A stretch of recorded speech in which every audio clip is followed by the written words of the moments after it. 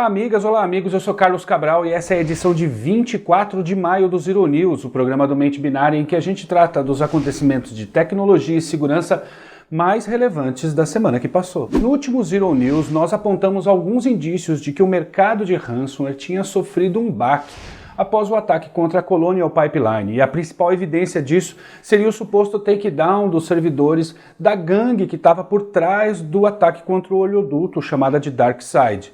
Mas não tinha ficado claro quais eram as circunstâncias desse takedown. Segundo fontes do governo americano entrevistadas pelo Washington Post, não há evidências de que os Estados Unidos sejam os responsáveis por tirar os servidores do DarkSide do ar. Quem teria feito isso então?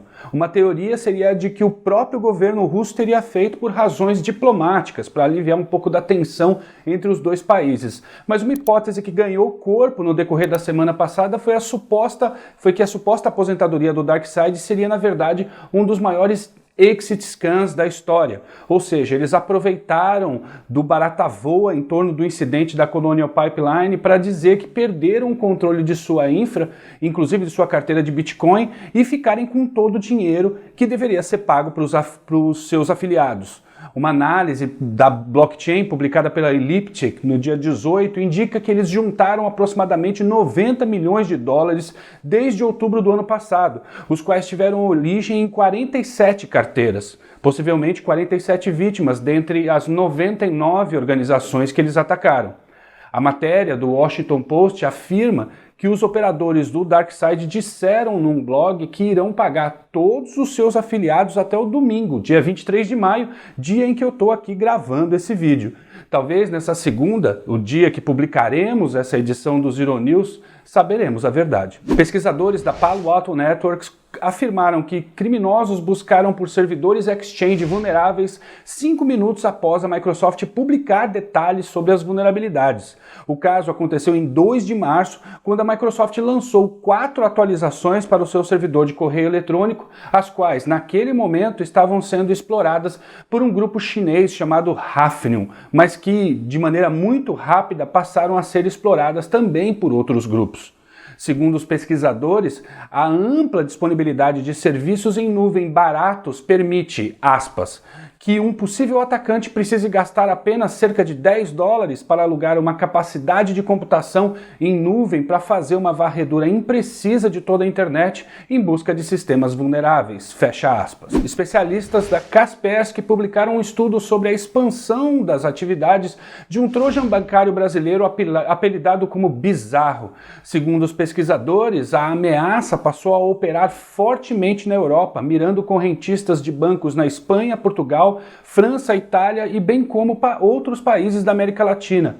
A infecção pelo malware se dá por meio de mensagens de phishing que visam persuadir a vítima a clicar em links e baixar e executar arquivos com a extensão MSI, os quais baixam e descompactam o arquivo zip com o resto de seus componentes. Ao ser instalado, o Bizarro extrai informações sobre o computador, como o nome da máquina e detalhes do sistema operacional, navegador e antivírus, e permite a execução de diversos comandos por parte do operador da ameaça, como controlar o mouse, logar tudo que foi digitado no teclado, controlar arquivos em disco, etc.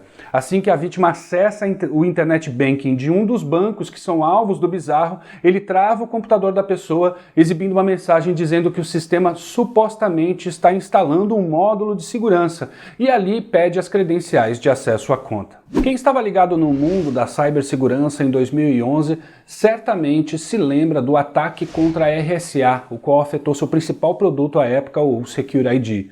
E agora, vencidos os acordos de confidencialidade de 10 anos, pessoas que vivenciaram a resposta ao incidente falaram ao Wired, que publicou uma extensa reportagem sobre o caso na quinta passada.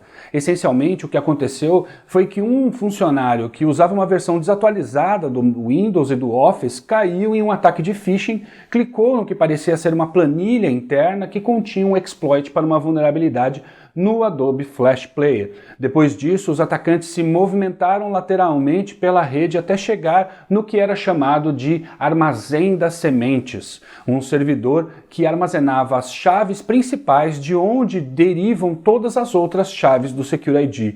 Esse servidor supostamente deveria estar completamente isolado de outras redes, só que não, havia uma conexão com uma máquina da rede interna que tinha permissão para extrair a cada 15 minutos um punhado de sementes do Security ID para gravar os CDs que eram emitidos aos clientes, e foi usando essas sucessivas janelas de tempo, abertas a cada 15 minutos, que os atacantes levaram 9 horas para extrair todas as sementes e remetê-las via FTP para um servidor externo. Mais detalhes sobre essa história no link que deixei aqui na descrição. Estudos recentes demonstraram que adicionar uma espécie de senso de toque nos braços robóticos controlados pelo cérebro humano pode resultar em ótimo desempenho para essas máquinas e também para humanos que as usarão como próteses no futuro.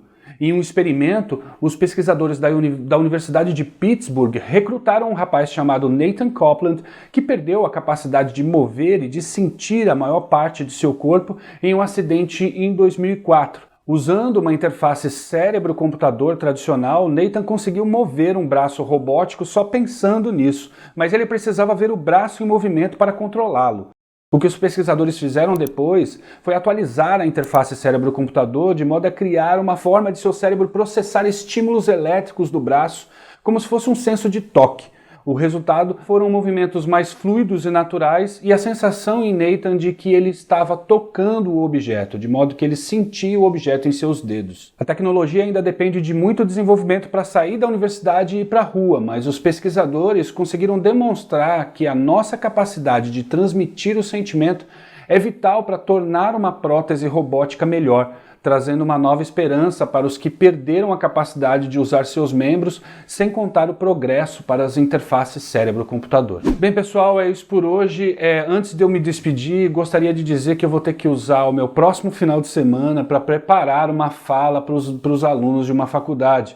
E como o final de semana é o único momento em que eu consigo fazer as coisas fora do trabalho, eu não vou conseguir roteirizar e gravar o Zero News. Ou seja, voltarei aqui somente no dia 7 de junho.